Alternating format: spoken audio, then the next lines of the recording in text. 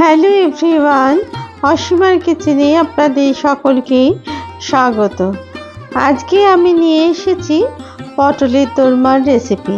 এই রেসিপি আমি আজকে দু ধরনের করে দেখাবো, নিরামিষ আর আমিষ। প্রথমে ভালো করে পটলগুলো ধুয়ে আমি পটলের গায়ের যে আঁশগুলো ছিল সেগুলো কিন্তু ছাড়িয়ে নিলাম ছুরির সাহায্যে। তারপরে বোটার দিকটা কেটে নিলাম। এরপরে ভেতরের যে বীজের অংশটা ছিল সেই বীজগুলো কিন্তু একটা চামচের পেছন দিক দিয়ে আমি তুলে তুলে বের করে একটা প্লেটের মধ্যে রেখে দিলাম। এটা আপনারা যে কোনো ছুরির সাহায্যেও কিন্তু অবশ্যই বার করে নিতে পারেন। তবে আমি আজকে এই বীজের অংশগুলো ফেলবো না, এগুলো আমি পটলের পুরের কাজে ব্যবহার করব। আর অন্যদিকে আমি পুর বানানোর জন্য 500 মিলিলিটার দুধের ছানা বানিয়ে রেখেছিলাম। সেই ছানাটাকে আমি একটা ছাঁকনির সাহায্যে ভালো করে ছেঁকে নিলাম। এরপর একটা মিক্সার জারে আমি বীজের অংশগুলো দিয়ে দিলাম, আর এর মধ্যে দিয়ে দিলাম 50 গ্রাম মতো নারকেল কোড়া আর 2টো কাঁচা লঙ্কা। সেটাকে ভালো করে মিহি পেস্ট তৈরি করে নিলাম। এই পুরটাকে কিন্তু আমি ব্যবহার করব নিরামিষ পুরের জন্য। এর মধ্যে এবার আমি দিয়ে দিলাম আগে থেকে তৈরি করে রাখা ছানাটা আর একটা আলু, সেটাকে গ্রেট করে দিয়ে দিলাম। এই আলুটা দিলাম যাতে করে বাইন্ডিংসটা ভালো মতো হয় তার জন্য। আপনারা এর জায়গায় ময়দা বা কর্নফ্লাওয়ারেরও ব্যবহার করতে পারেন। আর যদি ছানা না দেন সেক্ষেত্রে ডালের পুর কিন্তু ব্যবহার করতে পারেন। এরপর এর মধ্যে দিয়ে দিলাম 1/2 চামচ মতো লাল লঙ্কার গুঁড়ো, 1/2 চামচ মতো জিরে আর ধনের গুঁড়ো, আর নুন পরিমাণ মতো, আর একটু 1 চামচ মতো চিনি। মিষ্টিটা দিলে খেতে ভালো লাগে পুরের ভেতরটা, তার জন্যই মিষ্টিটা আমি ব্যবহার করলাম। আর দিয়ে দিলাম কিছু কাজু আর কিছু কিশমিশ। তারপরে সমস্ত অংশগুলো ভালো করে পুরটাকে মিশিয়ে নিলাম।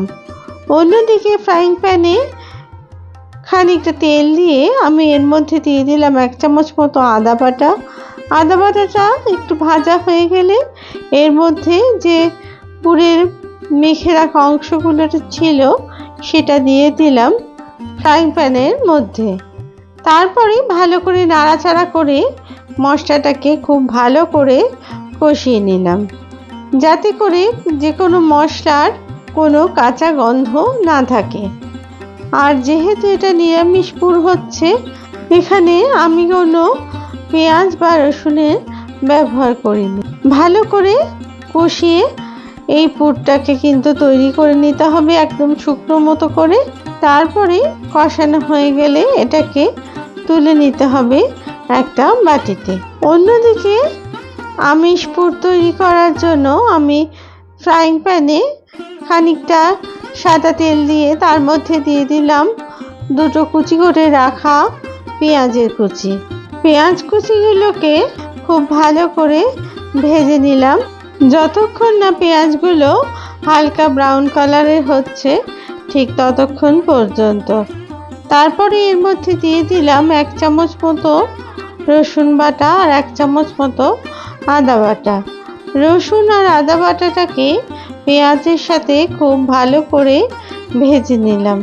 তারপরে দিয়ে দিলাম এর মধ্যে 250 গ্রাম ছাড়িয়ে রাখা চিংড়ি মাছ।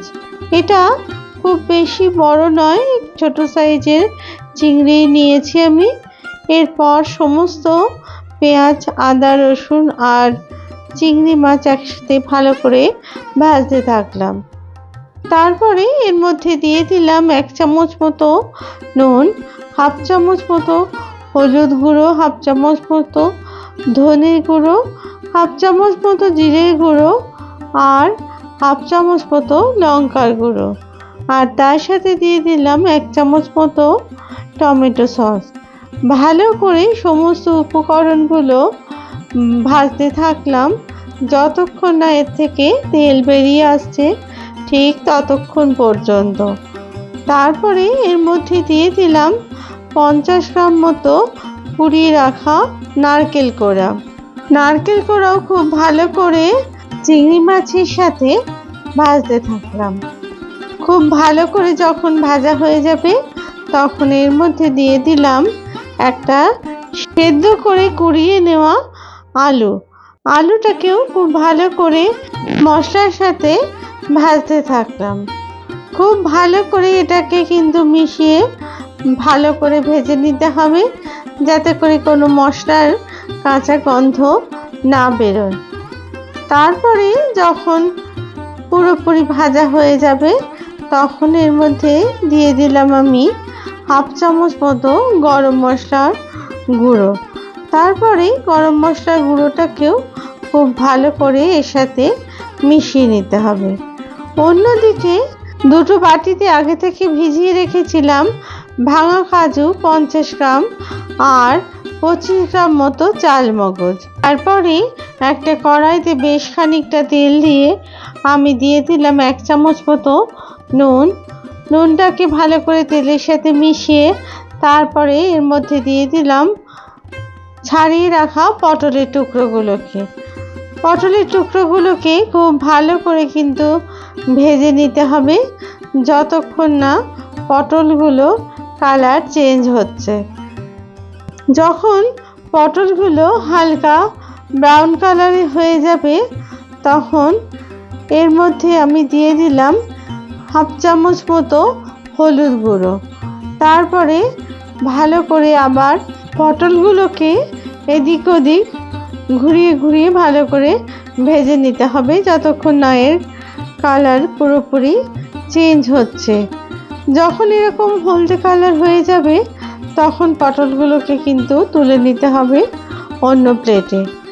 এরপর বাদবাকি তেলের মধ্যে আমি দিয়ে দিলাম আগে থেকে কেটে রাখা যে বোটার অংশগুলো ছিল আর বাদবাকি পটলগুলো ছিল এগুলোকেও খুব ভালো করে কিন্তু ভেজে তুলে নিতে হবে। তবে পরের বার আমি আর আলাদা করে কোনো নুন বা হলুদ দিইনি, কারণ তেলের মধ্যে হলুদ আর নুন দেওয়া ছিল, তাতেই কিন্তু পটলগুলো ভেজে তুলে নিয়েছি। আর নুন কিন্তু এতেই যথেষ্ট হয়ে যাবে। এরপর ভাজা হয়ে গেলে এগুলোকেও আমি তুলে ফেললাম। এরপর আমি প্রথমে কয়েকটা পটল নিয়ে আপনাদের দেখাচ্ছি। দেখুন কীরকমভাবে আমি পুরগুলোকে ভরে নিচ্ছি পটলের মধ্যে। প্রথমে এরকম লম্বা লম্বা করে পুরের খানিকটা অংশ নিয়ে তারপরে সেগুলোকে পটলের মধ্যে দিয়ে দিতে হবে। আর আস্তে করে ওপর থেকে বোটার অংশটা দিয়ে একটা টুথপিক দিয়ে এরকমভাবে লাগিয়ে দিতে হবে। দেখুন আরেকটা দেখাচ্ছি আমি কেমন করে পুরগুলো ভরছি। প্রথমে পুকুরে খানিকটা অংশ নিয়ে পটলের মধ্যে দিয়ে তারপরে সেটাকে চেপে চেপে পটলের মধ্যে ভরে নিলাম। এরপর পটলের মাথার দিকে যে বোটার অংশটা ছিল সেটা মাথার দিকে লাগিয়ে একটা টুথপিক দিয়ে এরকমভাবে আটকে দিলাম। এইভাবে প্রত্যেকটা পটল আমি পুর ভরে রেডি করে ফেললাম। অন্যদিকে আমিষ পটলের পুর ভরার জন্য একইভাবে আমি প্রথমে লম্বা লম্বা করে একটা ডলা তৈরি করে তারপরে পটলের মধ্যে ভরে দিলাম। দেখুন এটা কিন্তু চিংড়ি মাছের পুর। ওই একইভাবে পুর ভরে তারপরে মাথার দিকের অংশটা বা বোটার অংশটা এরমভাবে লাগিয়ে টুথপিক দিয়ে আমি আটকে দিলাম। এইভাবে প্রত্যেকটা আমি পটলের দোরমা আমিষগুলো তৈরি করে নিলাম। এবার আমি কারি বানানোর জন্য আমি খানিকটা ফ্রাইং প্যানে তেল দিয়ে 4 চামচ মতো, তার মধ্যে 1 চামচ জিরে, 1 চামচ হিং, 2টো তেজপাতা, 2টো শুকনো লঙ্কা ফোড়নে দিয়ে ফোড়নের অংশটা ভালো করে ভেজে তার মধ্যে দিয়ে দিলাম দুটো পেস্ট করে রাখা টমেটো। তারপরে এর মধ্যে 1 চামচ আদা বাটা দিয়ে ভালো করে মশলাটা কিন্তু কষাতে থাকলাম যতক্ষণ না এর উপর থেকে তেল বেরিয়ে আসছে। এবার এর মধ্যে দিয়ে দিলাম 1/2 চামচ মতো হলুদ গুঁড়ো, 1/2 চামচ লঙ্কার গুঁড়ো, 1/2 চামচ জিরের গুঁড়ো, 1/2 চামচ ধনের গুঁড়ো আর বড় চামচের 1 চামচ কাশ্মীরি লাল লঙ্কার গুঁড়ো। তারপরে এর মধ্যে দিয়ে দিলাম বেটে রাখা কাজু আর চার মগজের যে পেস্টটা ছিল সেটাকে। তারপরে ভালো করে মশলাটাকে কষাতে থাকলাম যাতে করে এর মধ্যে কোনো মশলার কাঁচা গন্ধ না থাকে। আর ভাজতে ভাজতে আমি এর মধ্যে দিয়ে দিলাম 1 চামচ মতো জল ঝরানো টক দই। তারপরে টক দইটাকে খুব ভালো করে একদম লো ফ্লেমে গ্যাসের এটাকে ভাজতে থাকলাম। হাই ফ্লেমে ভাজলে কিন্তু এই দইটা ফেটে যাওয়ার সম্ভাবনা থাকবে, তাই সবসময় দই দেওয়ার পরে আপনারা কিন্তু গ্যাসের আঁচটা কমিয়ে দেবেন। এরপরে চার মগজের যে জলটা ছিল তা সেই জলটুকু দিয়ে দিলাম আর দিয়ে দিলাম এর মধ্যে 1 চামচ মতো নুন। নুনটা আপনারা স্বাদ অনুযায়ী দেবেন আর 1 চামচ মতো চিনি। তারপরে সমস্ত উপকরণগুলো খুব ভালো করে ভাজতে থাকলাম। এরপর আমি খানিকক্ষণ ঢাকা দিয়ে রাখলাম এটা যতক্ষণ না তেলটা উপর থেকে বেরিয়ে আসছে ঠিক ততক্ষণ পর্যন্ত।